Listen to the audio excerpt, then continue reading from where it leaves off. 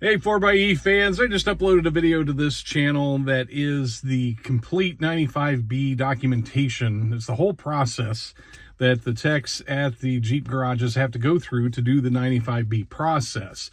It's an interactive video. It's my first ever interactive video, and it's interactive because you're going to have to hit the pause button and maybe scroll back and forth to read the different parts of it. I just went page by page. It just kind of scrolls down through the whole document so you can read that.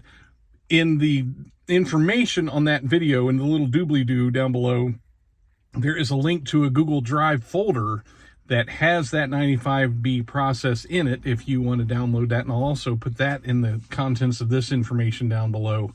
And here's what I would suggest. Here's probably what I'm going to do, although my garage is a good garage. I've never had any issues with them. But here's what I would do. I would go to that Google Drive and download that file, and I would print it, and I would lay it in the passenger seat of your Jeep when you drop it off to have it serviced. And that way it kind of becomes a you know that I know that you know that I know kind of thing when you drop it off, that there is a drive process involved. And that's what's happening. That's what's leading to this video. We are now, 2.5 days into the 95B recall, and we're already hearing stories of Jeep garages not following the procedure. And the procedure is in YTech. I don't know how they could do it and not do the drive process from what I understand of it, because they have to make that whole YTech thing mobile and have it connected while they're doing the drive test, and it documents it.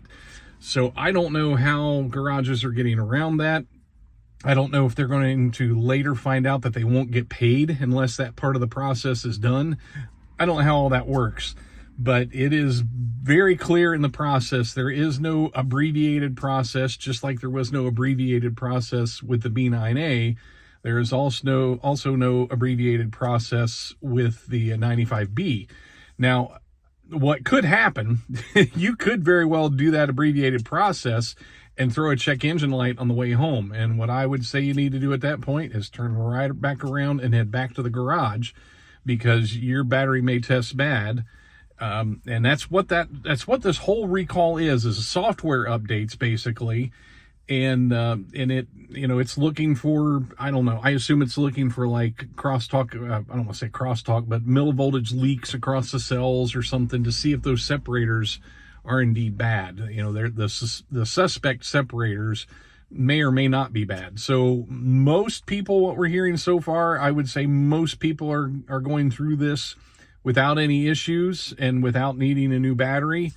But I did get a message this morning. I think I know of 2 so far that have needed battery replacements or are going to need battery replacement. It doesn't happen right away, and the vehicle will have to be parked at that point. Keep in mind, this is a safety recall. The part where we're parking it in the driveway out of the garage and not charging it is a just in case your battery does have an issue. But once it's declared bad, that's a park, don't drive kind of thing. That means that the battery is a fire risk and you should not be driving it. You just leave it at the dealership. In fact, the person that sent me a message this morning said the dealership called her and said, hey, come get this loaner because your Jeep is going to be parked until the battery gets replaced. So that's the way it should go. Now, whether all dealerships will have loaners, I don't know the answer to that. That's obviously an issue that not all dealerships have a whole bunch of loaners to loan out for an unknown amount of time. Probably the bigger your dealership is, the more likely you're going to be able to have something like that.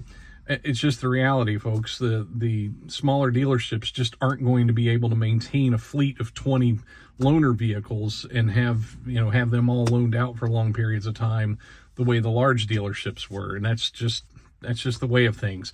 So if you want to look down in the doobly-doo below, I'll have a link to that Google Drive where you can download that procedure. You can read through that yourself.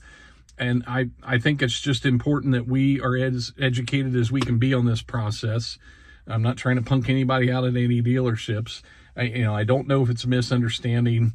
I don't know how it could be a misunderstanding. The documentation is actually really good, and I don't know how anybody could misunderstand what it says. And from what I gather from a couple sources who work at dealerships, the YTech walks you through everything. You go next and it tells you what you need to do. And so there really doesn't seem to be a good reason that the drive portion of it is getting overlooked or not done.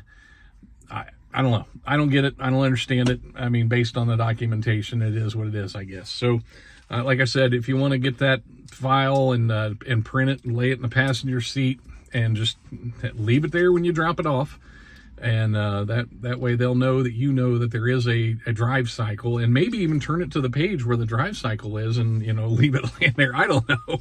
I'm just saying it would probably help the situation if the tech knows that the customer knows full well what's expected of this process. So good luck to everybody. I hope we don't have a whole bunch of bad batteries. I hope this goes through and it's a blip on the radar, and we can move forward beyond this recall. Thanks for watching.